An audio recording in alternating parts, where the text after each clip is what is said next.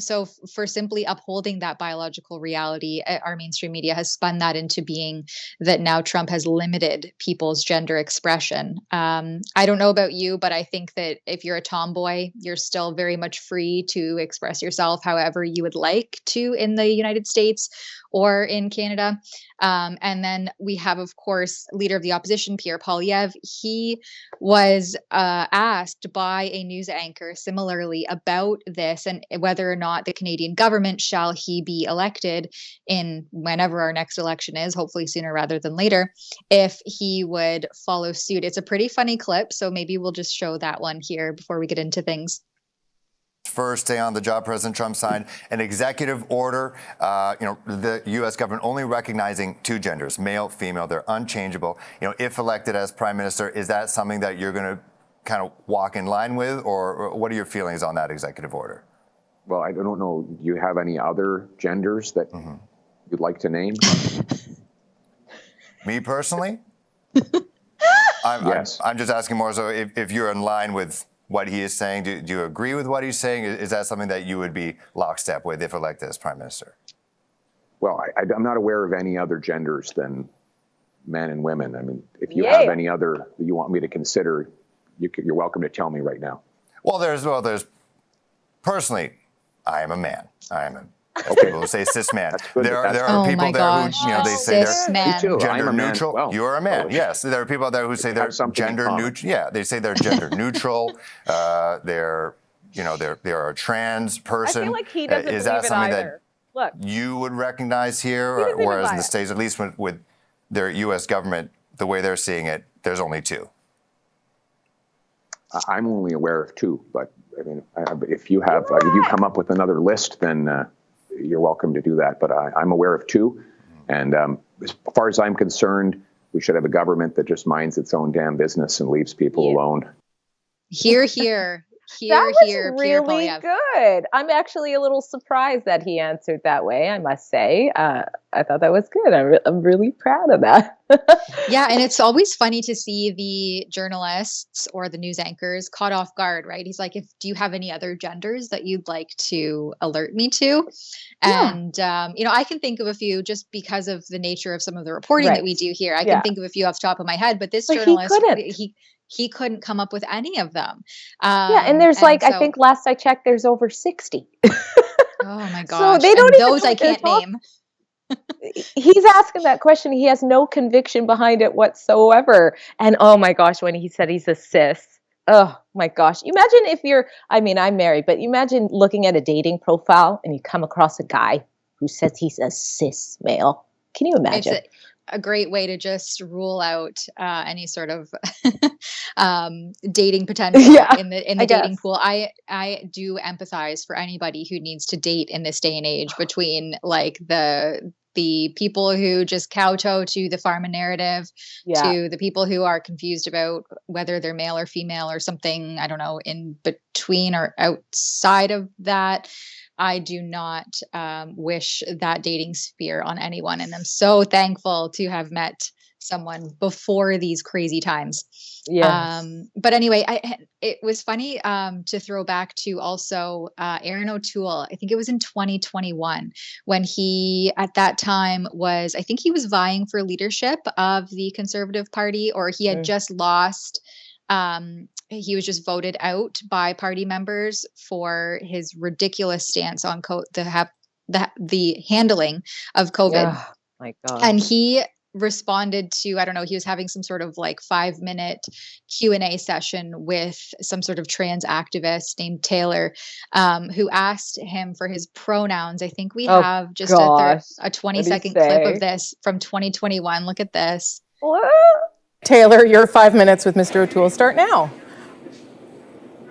Oh, awesome. Well, my name's Taylor. I use he, her pronouns. I don't want to assume from anyone else first. You use he, him, right? Or they, Taylor, whatever you would like.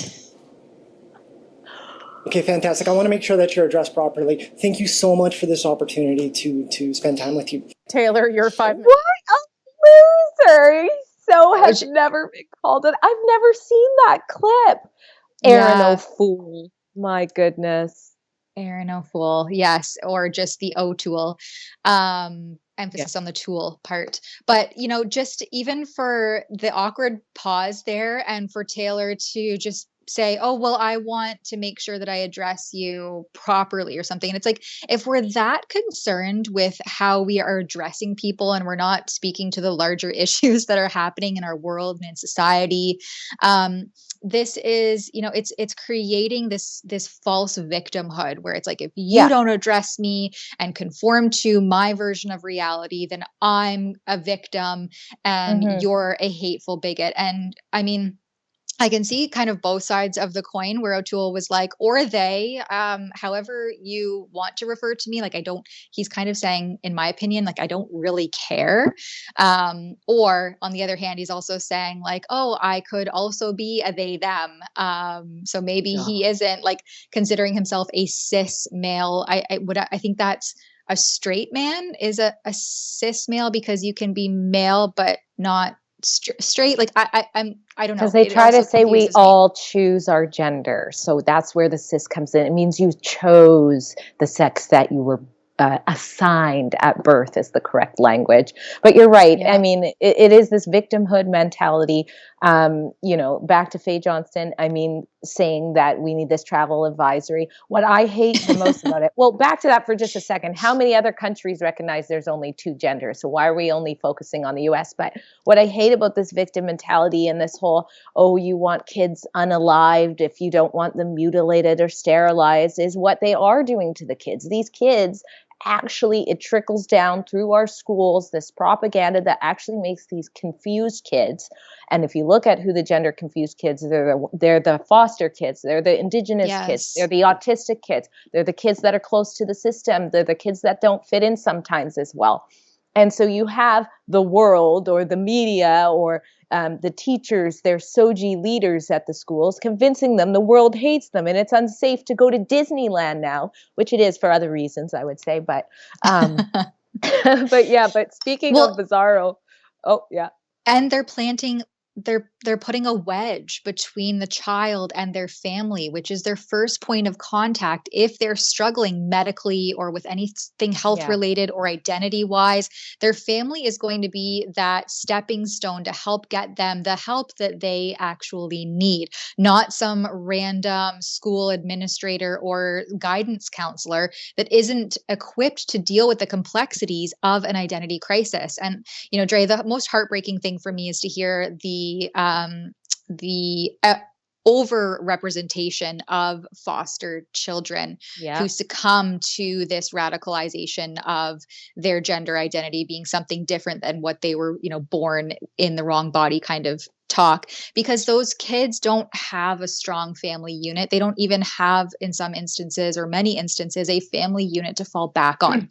And so inherently they're struggling with their identity because they don't have anything at home to identify with and to prey on and capitalize on these innocent children who are already struggling with who they are, where they come from, and where they're going, because they don't have a solid, grounded base point to, springboard to jump off of, is so devastatingly sad.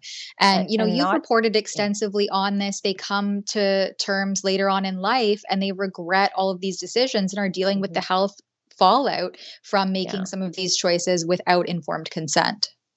And one more quick thing to add about the foster care. My previous world, I was in the mental health industry and worked very closely in that field. And even if the child has a loving foster family that they've been with for years, that foster family is not allowed to say anything. If they say anything against the narrative, if a kid even questions being gender confused and they don't sign them up for all the things that they're told they have to do, that's enough to get fired and lose your job. So they don't have any advice except for what the state promotes to them. But so terrible. Oh, hi, it's Ezra Levant here in Toronto with an important message because we need your help. Independent journalism in Canada is under attack. Government censors, big tech deplatformers, and the dying legacy media are all working together to maintain exclusive control on the information you receive. They don't want you to hear other voices like ours, and they really don't want you to be informed and to think for yourself. That's why the work we do here at Rebel News is so important. Our on-the-ground reporting, independent news shows, and special content you won't find anywhere else. It's all designed to give you trustworthy information and alternative viewpoints so you can decide for yourself.